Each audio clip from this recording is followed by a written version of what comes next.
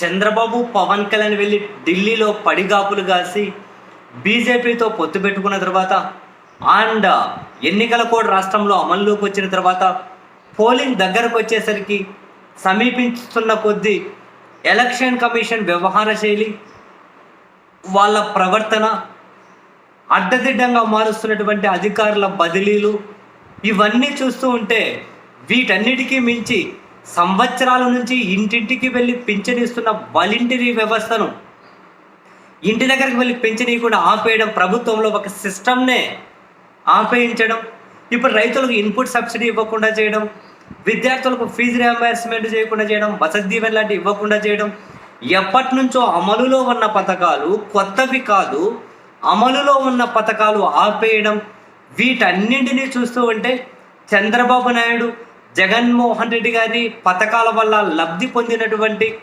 లబ్ధిదారులను ఏమైనా కనుక బెదిరిస్తున్నారా? వాళ్ళను బ్లాక్మెయిల్ చేసే ఉద్దేశమా? నేను ఏవైనా చేయగలను, కేంద్రంలో సంస్థలన్నీ నా చేతిలో ఉన్నాయి, కేంద్రాన్ని నడుపుతున్నటువంటి పార్టీ నా చేతిలో ఉంది, సో ఇక్కడ కనుక నాకు ఓటు వేయకపోతే రాబోయే రోజులు కూడా ముప్పు తిప్పలు పెట్టగలుగుతాను అని చెప్పి ఏమైనా బ్లాక్మెయిల్ చేస్తున్నారా వాళ్ళు ఏమైనా? మరి ఎప్పటి నుంచో పనిచేస్తున్న వ్యవస్థలను పనిచేయనీయకుండా ఆపేయడం ఏంటి?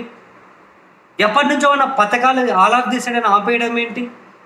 కొత్తవి కాదు కదా, ఉన్నవి కంటిన్యూ చేయొచ్చు అన్నది మోడల్ కోడ్ ఆఫ్ కండక్ట్ కదా, మరి ఆపేయడం ఏంటి? ఈ వారం రోజుల్లో ఇస్తున్నారా? ఎన్నికలు కూడా వచ్చిన తర్వాత ఈ 40 రోజుల్లో ఇస్తున్నారా? అసలు ఈ ఆపేయడం ఇట్ డజంట్ మేక్ సెన్స్. ఎవరికైనా అర్థమవుతుంది ఈజీగా. అయినా కూడా చంద్రబాబు పదే పదే చాలాసార్లు అంటూ ఉండే, పాలిచ్చే గేదెను కాదని తన్నే దున్నపోతుంది తెచ్చుకున్నారు, ప్రజలు మీకు బాగా దూల తీరిందా అనే పదాలుగానే కొన్ని, అంటే ఎగ్జాక్ట్లీ ఇదే కాదు కానీ ఇటువంటిదే, మీకు బాగుందా ఇప్పుడు నొప్పి, ఇటువంటి అంటూ ఉంటారు. మరి ఇదంతా కనుక జగన్కి స్టాండర్డ్ ఓటు బ్యాంకు, అరే నేను ఏమైనా చేయగలనని చెప్పి బెదిరిస్తున్నారేమో అనిపిస్తుంది. అఫ్కోర్స్ డైరెక్ట్గా కూడా బెదిరింపులకు దిగుతున్నారు అనుకోండి, నేను అధికారంలోకి వచ్చిన తర్వాత అది చేస్తా, ఇది చేస్తా, ఆ కథ చేస్తా, ఈ కథ చేస్తా, రకరకాలుగా. ఇది కూడా ఇదేం శాడిజం అండి బాబు, ఇదేం శాడిజం? పథకాలు కీలకమైన సమయంలో రైతులకు పెట్టుబడి సాయం అందకుండా చేయడం ఏంటి? విద్యార్థులను ఇబ్బంది పెట్టడం ఏంటి? అవ్వతాతలకు ఈ కష్టాలు ఏంటి? ఈ శాడిజం ఏంటి? వాళ్ళ మీద ఈ విధమైన ప్రెజర్ ఏంటి?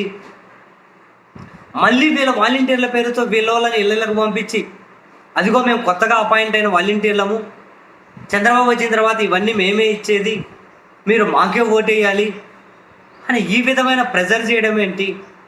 ఏం జరుగుతుందో నాకు అర్థం కావట్లే. ఇంత జరుగుతున్న ఎలక్షన్ కమిషన్ చెవిలో పువ్వులు పెట్టుకొని, ఏం పెట్టుకొని, చెవిలో పువ్వులు పెట్టుకొని ఆగడం ఏంటో, వెయిట్ చేయడం ఏంటో, ఈ వ్యవస్థలు ఏంటో, ఈ పనితీరేంటో, బాబోయ్ వేల నమస్కారాలండి మీకు.